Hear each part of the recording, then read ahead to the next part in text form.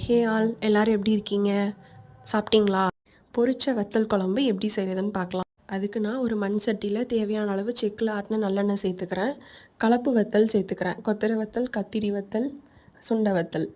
அதை நல்லா பொரித்து எடுத்துட்டு அதே எண்ணெயில் வெந்தயம், கருவேப்பிலை, தேவையான அளவு சின்ன வெங்காயம் போட்டு நல்லா வதக்கிக்கோங்க. சின்ன வெங்காயம் நல்லா வதங்கினதும் பூண்டு ஒரு கைப்பிடி போட்டு நல்லா வதக்கிக்கோங்க. சின்ன வெங்காயம் இல்லாதவங்க பெரிய வெங்காயம் கூட சேர்த்துக்கலாம். பூண்டு நல்லா வதங்கினோடனே ஒரு 2 மீடியம் சைஸ் தக்காளி நல்லா சின்ன சின்னதாக கட் பண்ணி அதையும் போட்டு நல்லா வதக்கிக்கோங்க. தக்காளி வதக்கும் போது கொஞ்சமாக உப்பு சேர்த்து வதக்குனிங்கன்னா நல்லா ஈஸியாக மசிஞ்சிடும். தக்காளி நல்லா மசிஞ்சதுக்கப்புறம் நம்ம பொரித்து வச்சோம்ல வத்தல், அதையும் சேர்த்து நல்லா வதக்கி விட்டுக்கோங்க. எண்ணெயில் நல்லா அந்த வெங்காயம் தக்காளியோடு சேர்த்து வத்தல் வதங்கட்டும். அப்புறம் தேவையான அளவு மிளகாத்தூளும் மஞ்சள் தூளும் சேர்த்துக்கோங்க.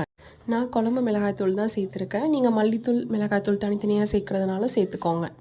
அந்த தூளோட பச்சை வாடை போனதுக்கு அப்புறமா புளி கரைசல் ஊற்றுனீங்கன்னா குழம்பு நல்லா டேஸ்ட்டாக இருக்கும். மீடியம் ஃப்ளேமில் வச்சு குழம்பு நல்லா கொதிக்க விட்டுக்கோங்க. அந்த எண்ணெய் பிரிஞ்சு வந்தால் தான் நல்லா டேஸ்ட்டாக இருக்கும். இப்படி ஒரு தடவை குழம்பு வச்சுட்டு எப்படி இருந்ததுன்னு சொல்லுங்கள். தேங்க்யூ.